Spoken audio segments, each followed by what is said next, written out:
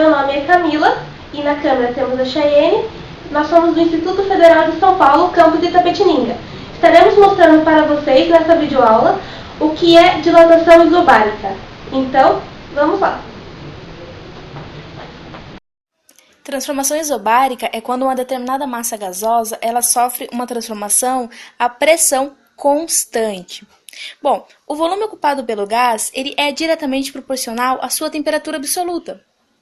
Se nós mantemos a pressão constante, nós vamos conseguir descobrir que a relação entre o volume e temperatura é diretamente proporcional para que a pressão ela seja constante. Bom, se aumentar a temperatura, eu vou consequentemente aumentar o volume. E assim a pressão ela vai manter-se constante. Então o que a gente vê? A gente vê que volume e temperatura, eles são diretamente proporcionais. E essa é uma relação importante que nasce aqui na transformação isobárica. Aqui nesta imagem, temos como ocorrerá o experimento. Na figura A, temos uma garrafa vazia, ou seja, contém apenas ar em todo o volume da garrafa. Na figura B, colocamos uma bexiga ou um balão para confinar o ar que há dentro da garrafa. Na figura C e D, temos os métodos de como esquentar o ar dentro da garrafa, ou seja, os métodos de fazer com que ocorra a dilatação isobárica. Podemos utilizar também o próprio calor humano, envolvendo a garrafa com as mãos. Através do experimento, podemos ver como o ar se expande quando é aquecido, através da bexiga que infla quando ocorre a dilatação.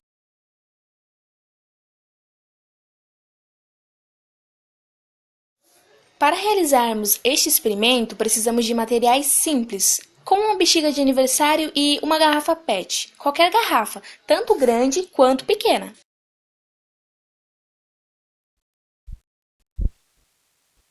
Para realizarmos o experimento, utilizamos duas garrafas PET de tamanhos diferentes, uma de 2 litros e outra de 500 ml aproximadamente, e duas bexigas de tamanhos iguais. Para aquecermos o ar da garrafa, utilizamos resistência, ao invés de vela ou água quente que foram apresentados na imagem. O processo de dilatação demorou alguns minutos, pois o clima não estava favorável. Por isso, utilizamos a resistência para poder acelerar o processo de dilatação isobárica. Mas, passado algum tempo, vimos que as bexigas começaram a inchar, pois o processo de dilatação estava começando.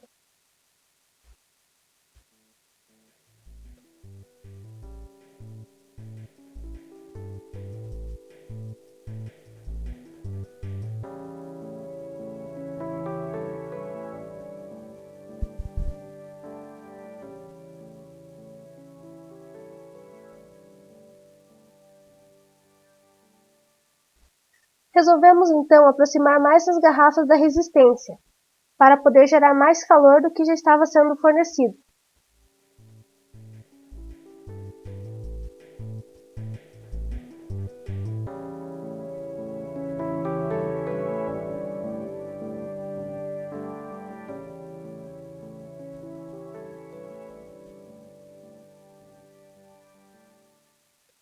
Passado algum tempo, vimos que a bexiga que estava na garrafa pequena foi a primeira a levantar, pois o volume de ar ocupado na garrafa pequena é menor do que na garrafa maior.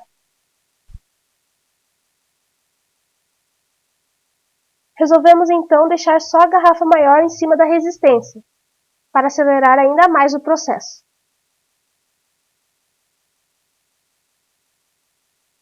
E aos poucos vimos que a dilatação isobárica também ocorreu na garrafa grande.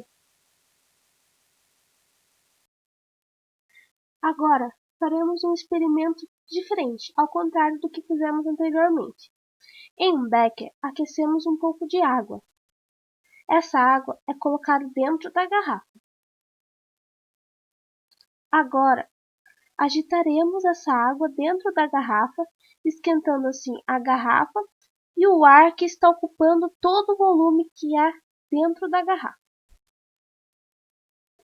Depois de aquecer esse ar e a garrafa, descartaremos assim a água e ficaremos apenas com a garrafa e com o ar quente que há dentro da garrafa.